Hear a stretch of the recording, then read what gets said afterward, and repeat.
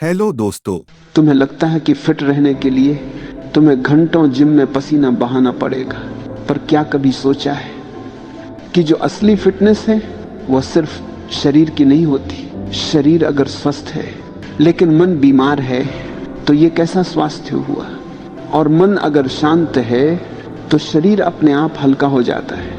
लोग दौड़ते हैं, कसरत करते हैं, लेकिन भीतर ही भीतर तनाव और चिंता का बोझ ढोते रहते हैं। ऐसे में शरीर कितना भी मजबूत हो, तुम थके हुए ही रहोगे।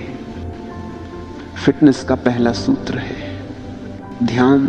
सिर्फ 5-10 मिनट रोज बैठ जाओ, कुछ मत करो, सांस को आते जाते देखो, शरीर को ढीला छोड़ दो। यह साधारण सा अभ्यास तुम्हारे भीतर से सारा बोझ उतार देता है।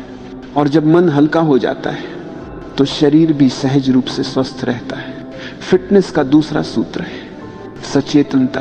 तुम खाते हो, लेकिन क्या तुमने कभी देखा है कि खाते वक्त मन कहीं और भागा होता है? टीवी चल रहा है, मोबाइल पर उंगलियां दौड़ रही हैं और खाना बस यूं ही चला जा रहा है। जब भोजन बिना जागरूकता के भीतर जाता है तो वही भोजन विष बन जाता है।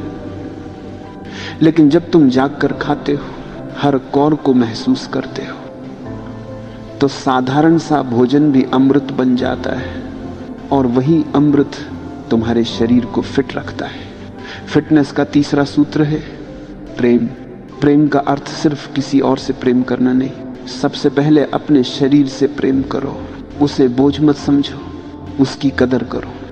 जब तुम शरीर से प्रेम करते हो तो तुम उसे अनावश्यक चीजों से नहीं भरते, तुम उसे जरूरत से ज्यादा नहीं थकाते। प्रेम अपने आप संतुलन सिखा देता है। और याद रखना, फिटनेस कोई प्रतियोगिता नहीं है, यह कोई बाहरी दिखावे की बात नहीं। फिटनेस का मतलब है तुम हल्के हो, तुम्हारे कदमों में सहजता है, तुम्हारी सांस गहरी और शांत है, तुम्हारी आंखों में चमक है। ये चमक योगासन से नहीं आती, ये आती है जागरूकता से। जिन्हें लगता है कि बिना एक्सरसाइज फिट रहना असंभव है, वे भूल जाते हैं कि हजारों साल लोग बिना जिम के जीते रहे, लंबी उम्र जीते रहे, स्वस्थ रहे।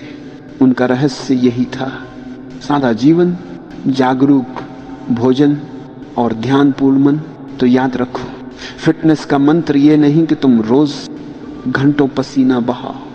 फिटनेस का मंत्र है हर पल को जाग कर जीना, सांस को देखना, भोजन को प्रेम से खाना और अपने भीतर के मौन को सुनना। जब मन हल्का होगा, तनाव खत्म होगा, तो शरीर अपने आप फिट हो जाएगा। ये ओशो का मंत्र है। फिटनेस बाहर से नहीं आती, ये भीतर की जागरूकता का उपहार है। दोस्तों, इस वीडियो से आपको क्या सीख मिला है, कमेंट सेक्शन में अपनी राय और चैनल को सब्सक्राइब करना मत भूलिएगा।